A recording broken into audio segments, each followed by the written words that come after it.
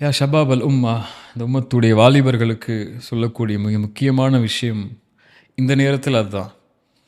இதோடைய சிறப்புகளையும் இதோடைய வசனங்களையும் நிறைய சொல்லலாம். வகதா ரப்புக அல்லா தஅபுது இல்லா இய்யா பில் வாலிதைனி இஹ்சானா. அல்லாவை வணங்குதலுக்கு பிறகு அல்லாவுடைய மார்க்கம் ஒரு விஷயத்தை முக்கியத்துவப்படுத்தினா என்ன? பில் வாலிதைனி இஹ்சானா, உங்கள் பெற்றோரிடத்தில் நல்ல முறையில் நடந்து கொள்ளுங்கள் தான் சொல்லுது. ரப்பு எனக்கு செஞ்சிட்டியா கடமை, அதுக்கப்புறம் இந்த உலகத்தில் ஒருத்தர் கடமை செய்யணுமா? யார்? உன்னுடைய பெற்றோர்கள் தான். ஸல்லல்லாஹு அலைஹி வஸல்லம் கேட்கும்போது, யார் ரசூலல்லா, உலகத்திலேயே நான் நெருக்கமாக எடுத்துக்கொள்ள வேண்டிய உறவு யார் அப்படின்னு கேட்கும் ஸல்லல்லாஹு அலைஹி வஸல்லம் சொன்னாங்க, உம்முக். அதுக்கு பிறகு உம்முக். அதுக்கு பிறகு உம்முக். அதுக்கு பிறகு உன்னுடைய அபூக், உன் தந்தைன்னு ஸல்லல்லாஹு அலைஹி வஸல்லம் சொன்னாங்க. ஸல்லல்லாஹு அலைஹி வஸல்லமும் அல்லாவும் அல்லாவுடைய மார்க்கத்தில் ஒரு மனிதனுக்கு பங்கு அல்லாவுக்கு அப்புறம் கொடுக்கறதுக்கு உள்ள உரிமை அப்படிங்கிறது பெற்றோர்களுக்கு தான் ஸல்லல்லாஹு அலைஹி வஸல்லம் நமக்கு சொல்லியிருக்காங்க.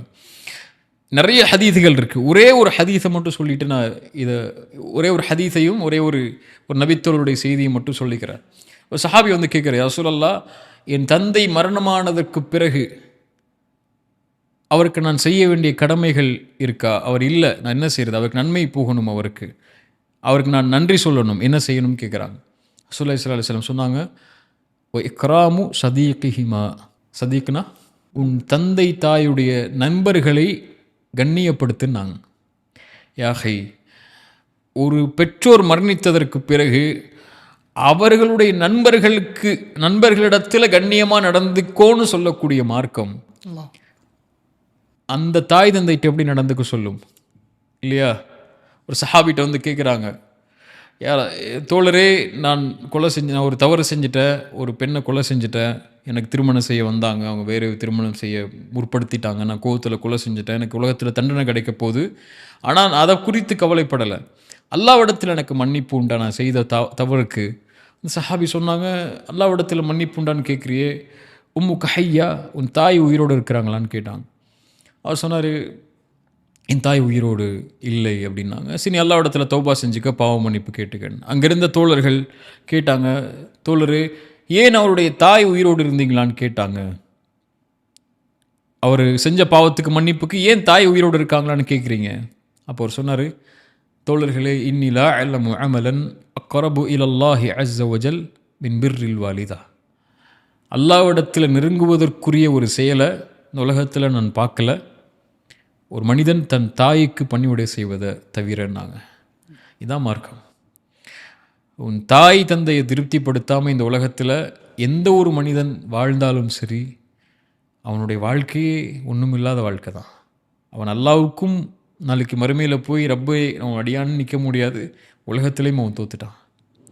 அல்லாவுக்கு நெருக்கமாக இருக்கக்கூடிய ஒரு அடியான், நான் இறைநம்பிக்கையோடு வாழணுங்கிற அடியான் உலகத்தில் எடுத்துக்கொள்ள வேண்டிய கடமை மிக முக்கியமானது. அல்லாவுக்கு அப்புறம் பெற்றோர்களை பேணுறது, கண்ணியமாக நடந்துக்கணும். இந்த காலத்தில் இருக்கக்கூடிய பெற்றோர்கள், இந்த காலத்தில் இருக்கக்கூடிய வாலிபர்கள்லாம் இன்றைக்கி வெகு தூர பயணம், வெளிநாடு பயணம், அல்லது வெளியூருடைய கல்லூரி படிப்பு இப்படின்னு பெற்றோர்களை விட்டு விலகி வாழக்கூடிய காலகட்டமாக உலகமாக இது ஆயிடுச்சு.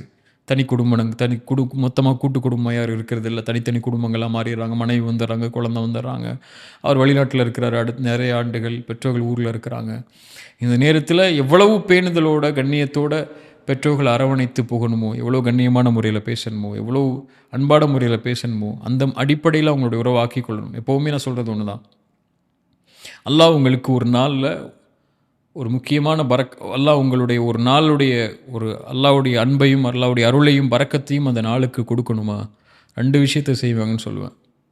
அது வந்து ரசூலுல்லாஹி ஸல்லல்லாஹு அலைஹி வஸல்லம் காட்டின வழிமுறை அப்படின்னு நான் சொல்ல வரல, அது ஹதீஸ்கள் அடிப்படையில் நமக்கு புரிகிறது.